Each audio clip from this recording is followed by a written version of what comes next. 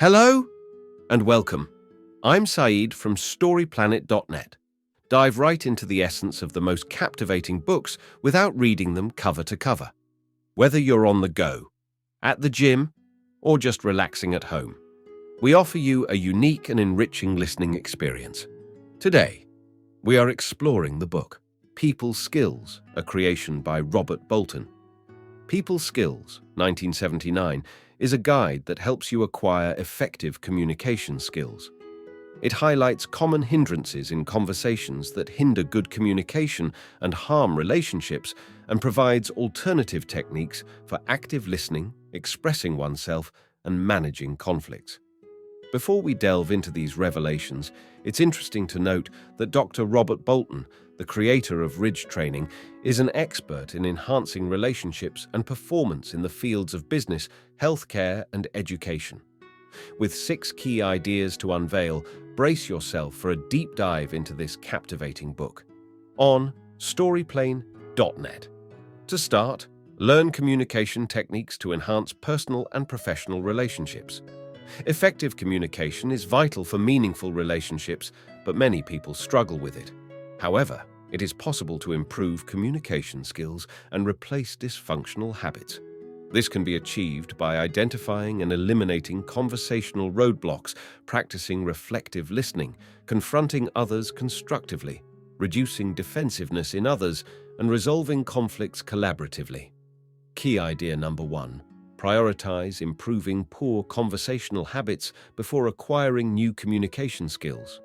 Most people are taught flawed communication techniques that hinder effective relationships. These habits can be unlearned and replaced. Approximately 90% of conversations are spoiled by 12 common communication roadblocks, which lead to compliance, arguments, low self-esteem, and hinder problem-solving. The 3 major roadblock categories are judging, sending solutions, and avoiding the other person's concern. Judging involves criticizing or praising to manipulate. Sending solutions includes ordering, threatening, excessive questioning, and advising. Avoiding the other's concern occurs when diverting the conversation, responding logically, or offering reassurance. Key idea number 2. Listening goes beyond simply hearing the words being spoken. It involves actively engaging with the speaker and being fully present in the conversation. A study found that people spend 70% of their waking hours communicating, with listening accounting for 45% of that time. However, society does not prioritize listening skills, leading to problems like tuning out or misunderstanding. To improve listening, the author suggests focusing on 3 clusters of skills: attending, following, and reflecting. Attending involves non-verbally showing the importance of the speaker, while following involves staying out of the speaker's way and using non-coercive invitations to encourage them to talk. Reflecting involves minimal encouragement and using open questions to allow the speaker to express their thoughts. Key idea number 3. Reflective listening is a communication technique that demonstrates acceptance and understanding. Reflective listening is a skill that involves paraphrasing, reflecting feelings, reflecting meaning, and summative reflection in response to someone's words. It helps the speaker feel understood and validated. This skill can be used to summarize the essence of someone's message, convey their emotions, and provide a concise response that combines feelings and facts. Summative reflection is when the listener restates the main themes and feelings of a conversation, allowing the speaker to gain clarity. Key idea number 4. To practice healthy confrontation, it is recommended to send 3-part assertion messages. Effective communication includes both listening and asserting. Assertion is the act of expressing your own needs and desires while respecting others. It is important for individuals to defend their personal space while also positively impacting others. Both submissive and aggressive behavior hinder intimate relationships. Assertion allows individuals to take responsibility for their lives and meet the needs of others, leading to fulfilling relationships.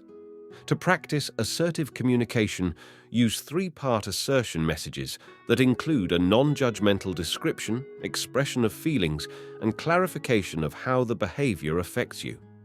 It is important to ensure that the message meets certain criteria, and beginners are advised to write down their assertion messages. Standing up for your own space is not manipulative, but a way to establish boundaries. Key idea number 5. To effectively address defensive responses, follow the 6-step assertion process. The key points are, even if delivered respectfully, assertion messages can trigger defensiveness in the other person. Defensive responses can lead to a back and forth that does not meet anyone's needs and damages self-esteem. A 6-step assertion process is more successful than just sending a message. The steps include writing the message in advance, establishing trust, getting to the point, allowing silence, practicing reflective listening, cycling through the process, and focusing on a solution. The process requires a balance between asserting and reflecting and speaking up if the proposed solution doesn't meet your needs. Key idea number 6. To resolve conflicts productively, it is important to focus on emotions and use collaborative problem solving.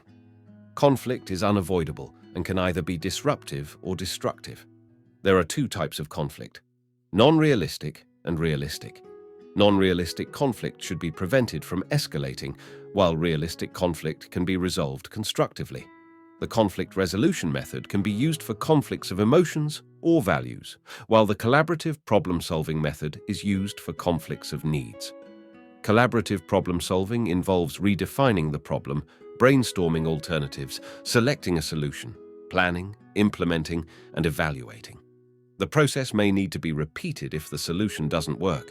In conclusion, the key message is that conversational roadblocks hinder our ability to connect with others, and we can improve communication by avoiding these roadblocks and practicing reflective listening and assertion. Fine-tuning emotional sensitivity in conversation is also recommended by paying attention to the speaker's feelings and using accurate and specific feeling words when reflecting back to them. Thank you for listening to this summary. If you enjoyed this exploration, we invite you to discover other fascinating books on storyplanet.net. Don't wait any longer. A multitude of books, stories, and knowledge await you there. See you soon on storyplanet.net.